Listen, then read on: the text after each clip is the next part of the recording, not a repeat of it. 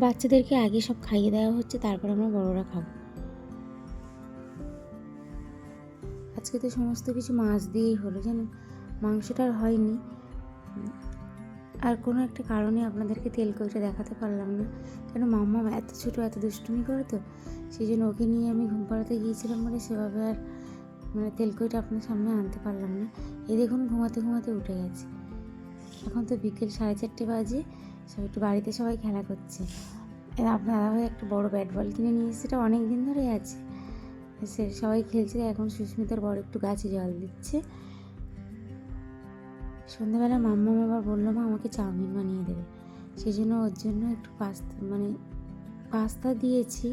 Chowmein আর আজকে দিইনি, আগের দিন চাউমিন দিয়েছিলাম, আজকে অনেকটা পাস্তা আছে জানেন, আমার মাথায় ছিল না। তারপর দেখলাম না, এই সন্ধ্যাবেলার জন্য আমাদের জন্য আলুর তরকারি আর রুটি করব, আর ওর জন্য একটা ডিম দিয়ে পাস্তা বানিয়ে দিলাম। একটু ক্যাপসিকাম দিয়েছি, আলু দিয়েছি, ক্যাপসিকামটা বানিয়ে দিলাম। রাতে আবার জানি না কী হয়, দেখা যাক। রাতে আবার সবাই বলছে যে মাংস খাওয়া হবে, এখন কী হবে বলতে পারছি না। এই অবেলায় ভাত খেয়েছি, আবার এই সন্ধ্যাবেলার টিফিনে সবাই মিলে রুটি তরকারি খাওয়া হলো, মাম্মাম খেয়েছি পাস্তা। এখন সবার মতামতটা কী হবে দেখা যাক, তারপর রাতের চিন্তা ভাবনা হবে।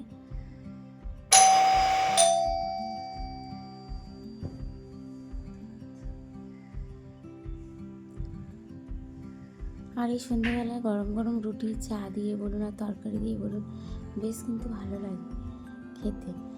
আর রুটিটা তো আমার খুবই পছন্দ, কারণ রুটি হলে আমার যদি কেউ গরম গরম বানিয়ে দেয় তাহলে তো আর আমার কিছু লাগবে না। একটু চা, একটু মিষ্টি মিষ্টি হলে রুটি দিয়ে বেশ খেয়ে নিলাম। একটু আলুর তরকারি হলো, একটু কোনো সবজি তরকারি হলো, বাটার দিয়ে হলেও বেশ ভালো লাগে খেতে।